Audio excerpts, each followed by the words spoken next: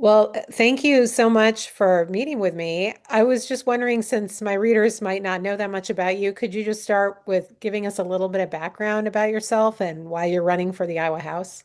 Sure. Yeah. So my name is Mike Tupper, and I live in Marshalltown. Um, I lived in Marshalltown now for just about 14 years. I retired in January of 2025 after being the police chief for over 13 years in Marshalltown. I served in law enforcement for 32 years. I started my law enforcement career in Ottumwa, and I worked there for about 12 years. And then I thought it was a great idea to become a police chief, and what a silly idea that was sometimes. But I became the police chief in Nevada, and I served there for about 7.5 years, and I was fortunate to be offered the job in Marshalltown and served the last 13 plus years of my career in Marshalltown as the police chief. I'm married. I have 5 children, 4 daughters and a son.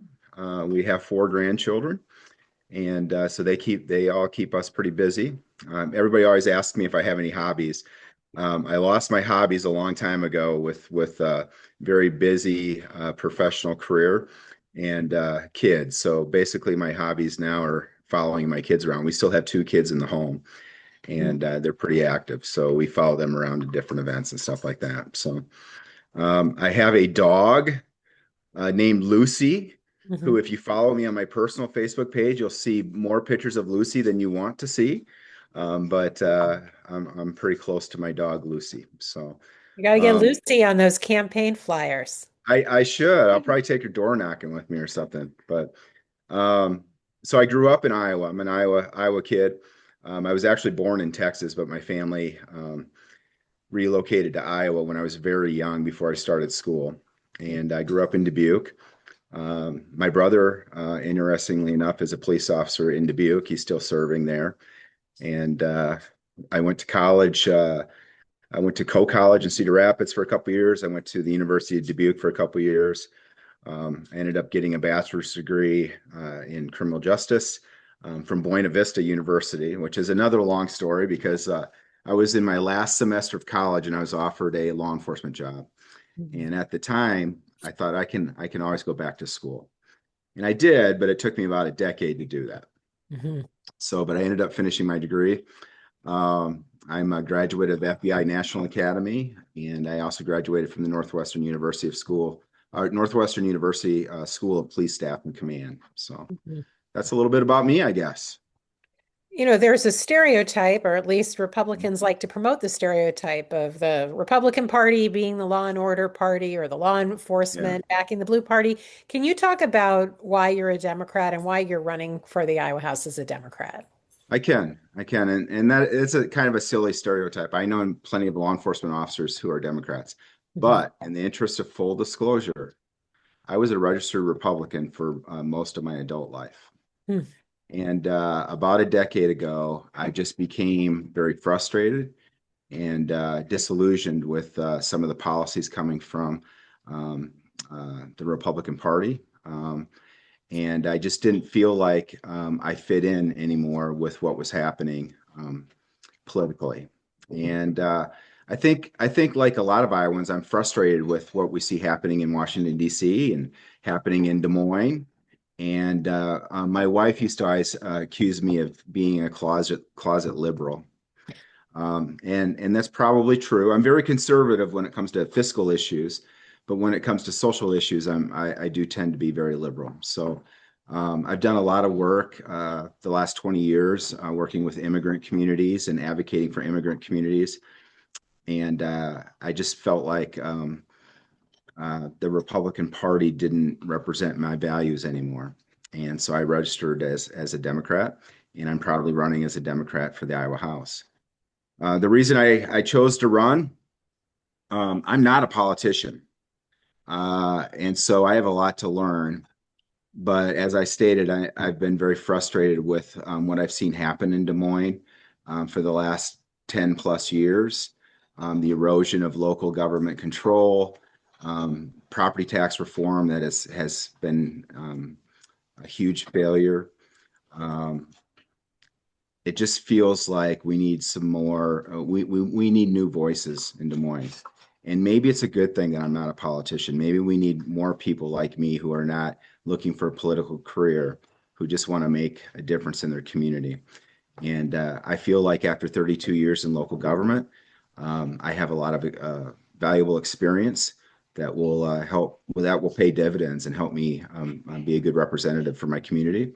And at the end of the day, I love Marshalltown. I love Marshall County. This is my home. And I just want to do my part to make it the best that it can be.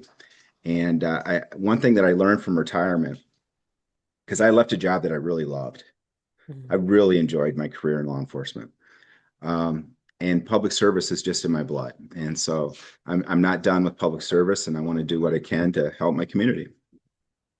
I've seen you a few times at the State House speaking against some of the immigration bills that Republican legislators have brought forward. And can you talk about, you said you've done a lot of work with immigrant Mhm. communities. Can you talk a little bit about your vision or why you think that some of the policies that the majority party has pursued have been wrongheaded? Well, the first thing, I think immigration is a priority or an issue that the federal government needs to be responsible for. Okay, and our federal government has botched it as well, by the way. And you don't see many bipartisan things happening in government, but these have been bipartisan failures. Both parties have failed the immigration issue, and it's really been a political football that we kick down the field and never get it fixed. But I don't know how we solve the immigration problem from Des Moines, Iowa. And what I do know, I know a lot about public safety. And what I do know is that if you want to keep your community safe, you have to have the consent of your community. You have to have a good relationship with your community.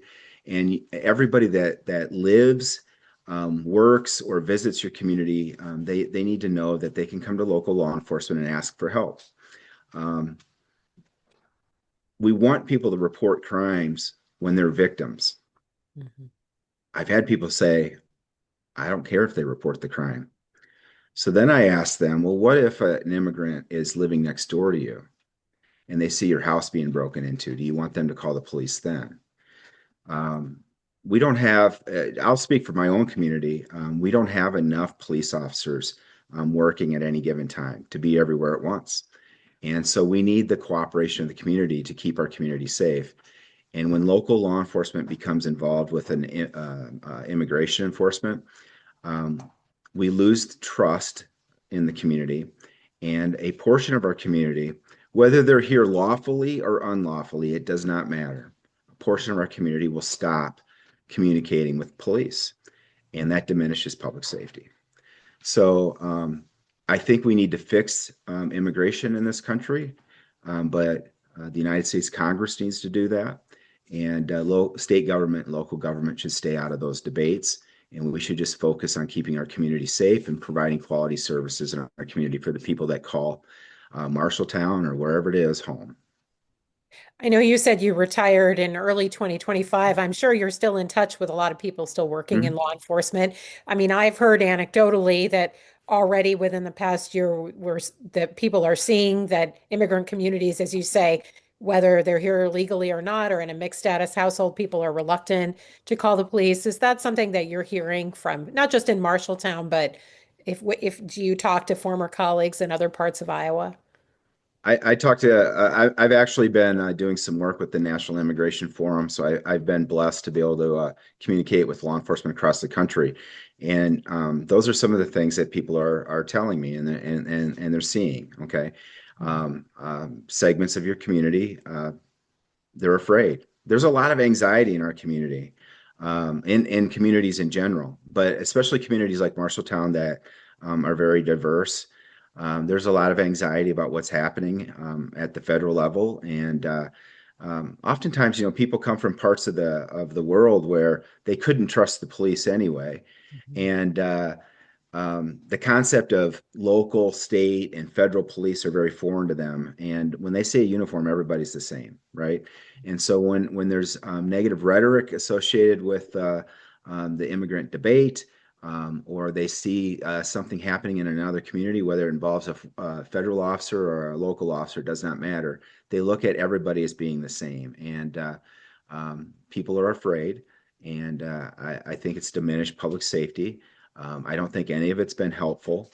I think we can do better in this country, and I think we have to do better in this country. But again, these are problems that we can't solve at the local level. And so for that reason alone, we should stay out of the immigration debate. But our local law enforcement officers are not trained to enforce immigration law. They don't have the resources to do that. It becomes an unfunded mandate, which ends up costing your community money that it does not have. And the federal government should take responsibility for this issue. And certainly, one thing that I want to be clear is because sometimes people hear me talk about immigration, and they say you must be for open borders, or you must be for illegal immigration. I'm not for open borders. We need a secure border, okay? And we also need safe communities. And criminals should be dealt with. But we're not seeing that really. We're seeing people caught up in enforcement actions that are not criminals, have not committed serious crimes, but they're still being caught up. And I don't see a lot of what I would call violent criminals being arrested. I'm sure that it is happening, but more times than not, it's somebody that has nothing to do with crime, but they've lived here their entire life and they don't know anything else. And they're being caught up in these immigration enforcement operations.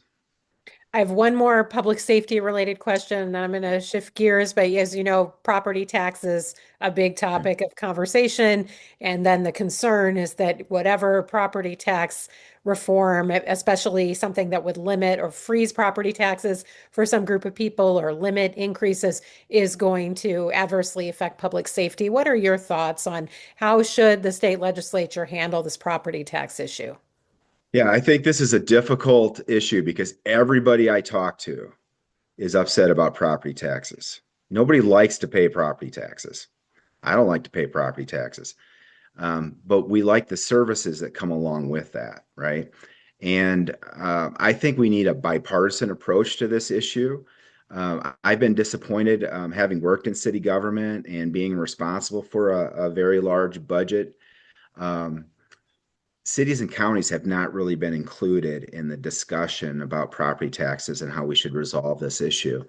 It's very easy for the state of Iowa and state government to make changes to property tax rates because it doesn't really impact them. It's not affecting their revenue at all. But it has a lot of effect on local governments and our ability to provide services. And I think that there's a myth out there that we have all this fat in our local city and county budgets and we should just stop spending money. We really don't. We're operating at bare minimum levels. And I used to always tell the city council here, I have a budget for 42 police officers in Marshalltown, but I have work for 50. And I was telling them that for over a decade. Okay. And that's not changed. And we're doing the best that we can. But at some point, we can cut property taxes, but what services do you want to set aside then? And oftentimes, it's going to be public safety that's going to be impacted because that's where the largest parts of your city and county budgets are. So I think that we need to have more discussion about how to solve this issue. I think a lot of people in our communities just don't understand property tax and how it's assessed. It is very confusing. Mhm. I think we can make it simpler, but if we're going to reduce property taxes, we have to have serious discussions about what services do we want to eliminate then. And if we're not going to eliminate services, how are we going to recruit revenue so we can continue the services that people expect in our communities? Property taxes fund a lot of important things in our communities, in addition to public safety. And nobody wants to live in a city where the streets are horrible and we don't have libraries or we have limited library hours or you have to close your swimming pool. It's a big issue, and I just don't think that cities and counties have been included in the discussion. And so, if I were elected representative, that is one thing I would advocate for is that our local governments have a larger voice in how this issue is being resolved. So in addition to public safety, can you lay out what are maybe two or three other Mm. issues that you'd be most interested in working on in the legislature if you're elected? Yeah, so everybody thinks it's public safety, but it's actually education. Uh-huh. I am a big fan of public schools. I think our public schools do a phenomenal job with the resources that they have. And one of the reasons I am a proud Democrat and running as a Democrat is because I think the Republican Party has dropped the ball when it comes to public education and how we're funding public education. I do not think public dollars should be going to private schools for vouchers. And I think that we need to do a better job of, again, we need to listen to the teachers. We need to listen to the people that are doing the work, find out what they need, and make sure that they have the resources to be successful. Over the years as a police officer, I've spent a lot of time volunteering in classrooms, helping out wherever I can. I think our teachers are doing a great job. Our public educators work very hard and they deal with a lot of challenges, and their resources are limited every year. And my oldest daughter is actually a sixth grade teacher. Mm. And I hear her talking about having to buy school supplies or buy things for her room. That should not happen. It should not happen. And we're not, I know that we passed a law a year or so ago where we had a minimum wage now for public school teachers, but they're not making a lot of money. None of them are. And we need to do a better job of supporting public education. And so that's really the number one reason why I'm running is Mhm. because I'm passionate about public education and I want to make sure that we're treating our public education employees like the heroes that they are, because I believe that they have the most important job in our communities. Um, we have an affordability problem, right? Everybody I talk to, it doesn't matter their income level, they're all complaining about skyrocketing grocery costs, skyrocketing costs for insurance, medical costs are going up. Um, it's been nice. Gas prices have come down. Gas prices have come down. That's been nice. But I can't think of anything else that has really come down in the last year. And we have an affordability problem. And housing is a huge problem. And in Marshalltown and Marshall County, affordable housing, finding safe housing that you can afford is a challenge. And so we need to figure that out. And I think I am the most moderate person you're going to run across. And so you're going to hear me talk a lot about bipartisan approaches. I think we need to do a better job of reaching across the aisle and talking to people. And good ideas are good ideas, whether they have an R or D behind them. And I think we need to do a better job of just listening to each other and finding solutions. I think there's some solutions to these issues, but we spend too much time yelling at each other and not paying attention to the people that are doing the work and finding out from them what they need and how we might resolve some of these problems. Oh, I forgot to ask, what is the private school landscape in the Marshalltown area? Is there a private school? Or is it, if so, is it Yeah, there are. K through 8? Yeah, there's a couple religious schools and they do a great job, by the way. I'm not saying that they don't do a great job. I just think that public tax dollars should go to public schools. Mhm. Are the private schools expanding? Because I know in a lot of communities there's all this new money that the private Yeah, schools are getting, and many of them are expanding, so that comes at the expense of the public school enrollment. I have not noticed, I guess, a noticeable expansion. I have not noticed that, but um, you know, I think the thing I get frustrated with is our public teachers, our public school teachers, are often ridiculed and accused of not doing a good job. But they don't get to pick and choose their students, Mhm. and they don't get to pick and choose their class sizes. And oftentimes private schools, um, they get their choice of students. Class sizes are limited. They have a better pathway to success. Mhm. And I think our private schools do a good job. But I just don't think our public tax dollars should go to anything but public education. Mentioned that you grew up in Dubuque, you worked for a Mhm. long time in Ottumwa, you worked for a long time in Marshalltown. I have kind of a low-key obsession with these communities in Iowa that used to be Democratic strongholds that are increasingly voting Republican. And so I was just hoping to get your feedback since you've lived in several of these communities. Why do you think that has happened? And how do you think Democrats can turn that around? Well, if I knew why that has happened, I'd write a book and make some money probably. But I really don't know. But I think we got to remember it wasn't that long ago that President Obama took the state by storm, right?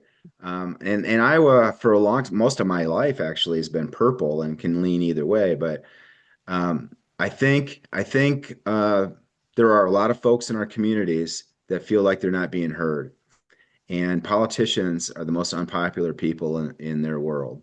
Um, and I think that the Democratic Party needs to do a better job of just listening to people. And I think both parties um, tend to focus too much on wedge issues, things at the fringe, and they have forgotten most. I believe that most of us are in the middle on on many issues. Most of us are moderates, but we're left out of the discussion because everybody's too focused on what's happening on the far right or on the far left, and a lot of folks just feel like they're not being heard. So one of the things that I'm going to try to do is just make sure I have ideas for things that I think we need to focus on. Mhm. But if I'm elected, it's my job to represent District 52, not what Mike Tupper thinks, but what the people that live and work here think.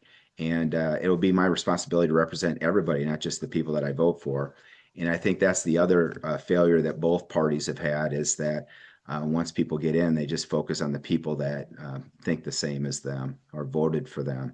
And they leave everybody else out of the discussion. And it just creates a lot of frustration.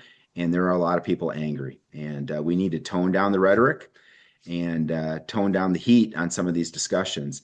And just, I don't know what happened to Iowa Nice, but we need to bring Iowa Nice back to our politics.